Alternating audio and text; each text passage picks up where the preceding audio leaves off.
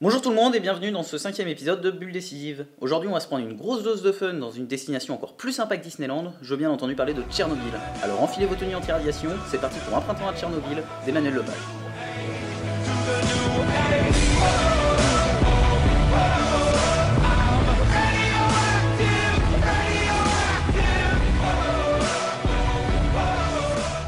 Et pour partir sur de bonnes bases, on va comme toujours parler de l'auteur, Emmanuel Lepage. Et vous allez voir qu'il n'en est pas à son coup d'essai avec un printemps à Tchernobyl.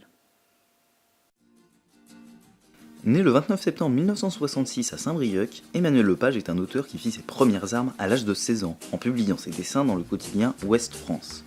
Après quelques collaborations sur des albums, il entame un tour du monde d'1 an pendant lequel il dessine de nombreux croquis. Mais là où Emmanuel Lepage est connu et reconnu, c'est pour ses carnets de voyage, de véritables BD documentaires où il délivre son ressenti. Un printemps à Tchernobyl, publié en 2012, est dans la veine de cette série de BD documentaires, mais ce n'est pas le premier opus. Tout commence en 2011 avec Voyage aux îles de la Désolation, où Emmanuel part dans les terres australes français. Récemment, il publie La Lune est blanche, une collaboration avec son frère photographe pendant leur voyage en Antarctique. On a donc vu qu'Emmanuel Lepage était un spécialiste de la BD docu, mais voyons justement comment il nous raconte son histoire, et comme la logique le veut, on va commencer par le début. Un printemps à Tchernobyl est une œuvre intelligente car elle ne commence pas directement par l'arrivée du personnage à Tchernobyl. En effet, le voyage est contextualisé, il est préparé, et on voit par le dessin toute cette préparation. On y apprend donc qu'Emmanuel Lepage se lance dans ce projet sans savoir vraiment pourquoi, il n'est pas spécialement un militant engagé anti-nucléaire, et ne connaît pas forcément beaucoup de choses de Tchernobyl. Et cet effet est intéressant pour la bande dessinée. Il nous raconte ses souvenirs et ses quelques connaissances sur Tchernobyl, ce qui va nous permettre de savoir quelles seront ses attentes et ses a priori une fois sur place. Une chose est sûre, il accepte finalement de partir là-bas avec un groupe d'artistes et journalistes, et il compte bien revenir avec un carnet de voyage. Et c'est ainsi que tout commence. Intéressons-nous maintenant au voyage d'Emmanuel jusqu'à Tchernobyl, un tournant important qui va permettre de marquer le début du récit. Deux événements sont importants. En premier lieu, la visite médicale à l'Institut de radioprotection et de sûreté nucléaire. C'est la première expérience d'Emmanuel Lepage vis-à-vis de la radiation. C'est pendant cette visite médicale qu'il recevra ses premières mises en garde. On lui conseille de trier la nourriture car elle peut être contaminée. C'est également à ce moment-là qu'il verra les premiers effets de la radiation. Des morceaux des cercueils de Pierre et Marie Curie sont exposés. Ils sont bien évidemment rongés par toute cette radiation. Le deuxième événement important est celui qui est présent dans les toutes premières pages de la bande dessinée, le voyage en train. C'est à ce moment-là qu'Emmanuel Lepage nourrira tous ses fantasmes, en lisant d'abominables témoignages sur Tchernobyl, issus du livre La Supplication, Tchernobyl, Chronique du monde après l'apocalypse. Ce livre de Svetlana Alexievitch est le premier livre qui s'intéressera à la dimension humaine de la catastrophe, et qui considérera cette explosion non pas comme une catastrophe écologique majeure, mais avant tout comme un drame humain. Avec cette lecture, Emmanuel Lepage tente peut-être de s'effrayer, pour être plus en immersion, et pour être sur le qui-vive une fois sur place, mais également pour se renseigner et pour mieux comprendre Tchernobyl. Ainsi, s'il comprend la catastrophe, il pourra peut-être également retranscrire les conséquences d'aujourd'hui par le dessin. Avant de passer à une analyse un peu plus profonde de l'œuvre, il nous reste un petit élément du récit à aborder. En effet, une fois arrivé à Volodarka, Emmanuel Lepage va faire une rencontre importante. Et cette rencontre, c'est celle avec Vassia. Âgé de 56 ans, il s'agit d'un ancien liquidateur, c'est-à-dire une personne dont le travail était d'évacuer des déchets radioactifs, avec pour seule protection un semblant de tenue anti-radiation. Avec cet échange, Emmanuel Lepage va pouvoir personnifier la catastrophe, mettre un véritable visage dessus. Grâce à son témoignage, il va pouvoir avoir quelques éléments sur la catastrophe, pour la comprendre, et surtout pour en comprendre certaines des conséquences humaines. Il espère également appréhender la zone pour être prêt à tout et ne pas être trop déstabilisé lorsqu'il ira dessiner.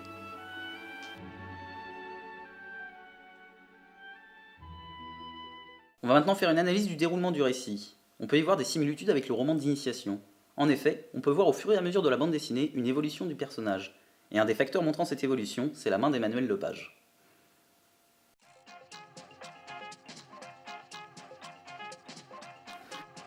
En effet, au tout début de l'ouvrage, quelques temps avant son départ, Emmanuel Lepage est pris de douleur à la main, l'empêchant totalement de dessiner.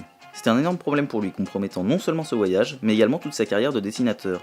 Il se lance malgré tout dans l'aventure, armé de fusains et de gros crayons pour ne pas avoir à trop appuyer lorsqu'il dessine. Et cette douleur va s'atténuer lors de son arrivée et de ses premiers dessins. Petit à petit, à force de surmonter des épreuves, cette douleur va finir par disparaître, montrant ainsi que le roman d'initiation touche à sa fin, et qu'Emmanuel aura beaucoup appris de ce voyage. Qui dit roman d'initiation, dit changement et évolution. Et la première évolution qui se dessine, c'est celle de la vision d'Emmanuel Lepage sur Tchernobyl, qui va se rendre compte qu'il ne s'agit pas simplement d'une explosion.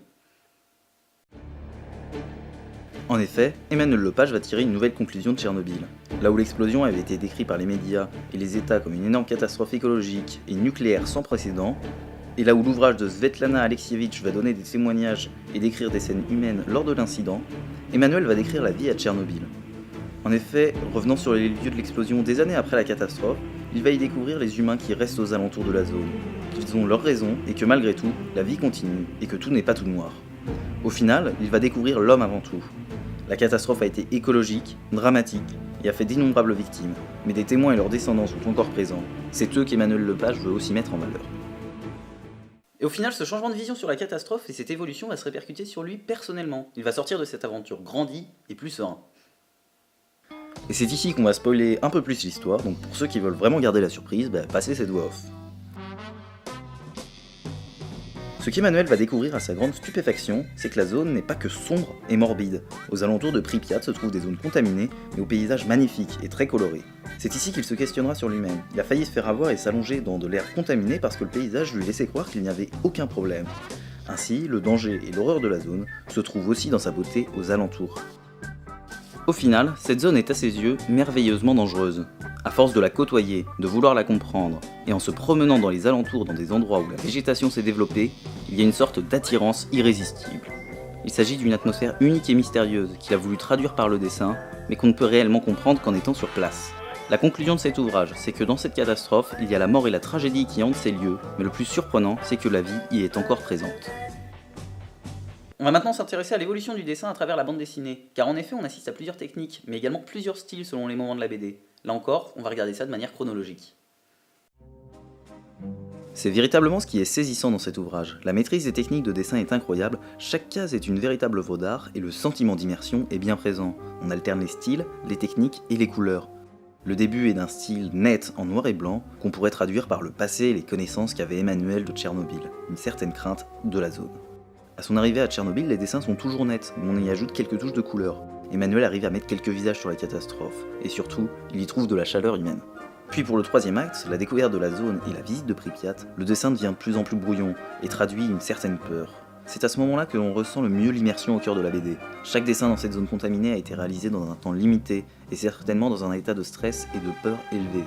Pour l'acte final, la couleur réapparaît pour finir en beauté ce voyage initiatique d'Emmanuel Lepage. Pour conclure, je ne peux que vous recommander la lecture d'Un printemps à Tchernobyl. Il s'agit incontestablement d'une des BD les plus poignantes que j'ai pu lire, et très certainement une de mes BD préférées également. La narration est excellente, l'histoire et le vécu passionnant, et le dessin est incroyable. D'ailleurs, mention spéciale aux doubles pages dessinées dans la zone qui sont vraiment bluffantes. Bon, juste avant de finir, je voulais justifier le fait que cet épisode contienne un peu plus de spoil que les autres. Déjà, le fait que ce soit un one-shot, un livre en un seul tome, fait qu'on est facilement plus susceptible de dévoiler des moments de l'intrigue. Également, les éléments à analyser dans cette œuvre correspondent à des parties importantes de l'histoire, je ne pouvais donc pas y couper. Par ailleurs, il s'agit d'un roman d'initiation, l'important n'est pas forcément de savoir l'état initial ni l'état final, mais surtout de voir l'évolution et comment cette évolution s'est faite.